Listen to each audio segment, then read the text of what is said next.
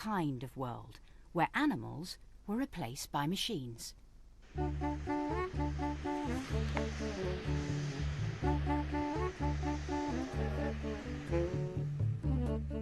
When you look at it, I mean, you are looking at scenes of stations and sidings and broken up carriages and trains zooming through the countryside, you know, this strange kind of fracturing of the rural idyll.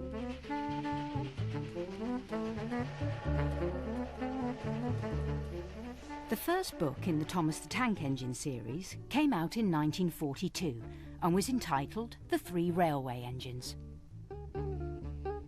The author was an Anglican vicar called Wilbert Awdry, who had been fascinated by steam trains as a small boy. Awdry himself got the books originally, the idea for the books, from his father, who had a model railway in the garden, and when he was staying at Box near Bristol, where the trains had to come by and climb a gradient, he used to listen and hear the trains making all these noises and imagine they were speaking to each other. Come along, puffed Thomas. But Clarabelle didn't want to come. I've lost my nice guard, she sobbed. At first, the Reverend Awdry had no thought of publication. He made up the stories about the railway line where trains acted like children to amuse his young son. Once an engine attached to a train was afraid of a few drops of rain. It went into a tunnel and squeaked through its funnel, and it never came out again. Awdry's stories were often thinly disguised parables for children about what happened to naughty trains who went off the rails. Thomas's world was one of very simple moral tales, really. For example, one of the early stories, one of the express engines, is too proud to go out in the rain with his new paint, and so he refuses to come out of the tunnel. So they wall him up and take the tracks up. Half a face, peering out of a dark tunnel, bricked up. What was Reverend Awdry talking about at that point? It was a terrifying punishment. He's very sad because no one will ever see his lovely green paint with red stripes again.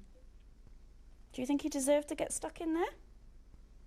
If you show me that picture of the engine being bricked up in the tunnel, like disappearing behind the bricks, that's me. There's no question of it. That is me being bricked up and left in a tunnel.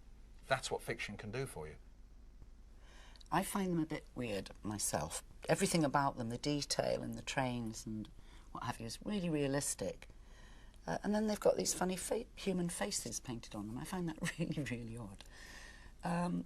But my grandson, who's quite little, loves them.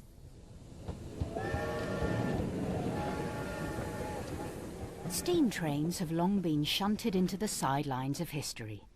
Yet Thomas and his friends are more popular than ever with young children. What is the secret ingredient?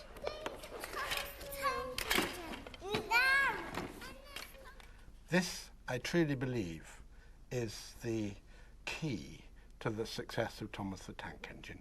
The face on the tank. The expressions on the faces of the engines give clues about how the characters are feeling inside, providing a beginner's guide to the emotions. You cannot talk about Thomas the Tank Engine without paying tribute to the genius of those grey, round faces. You know, faces have extraordinary power to move you.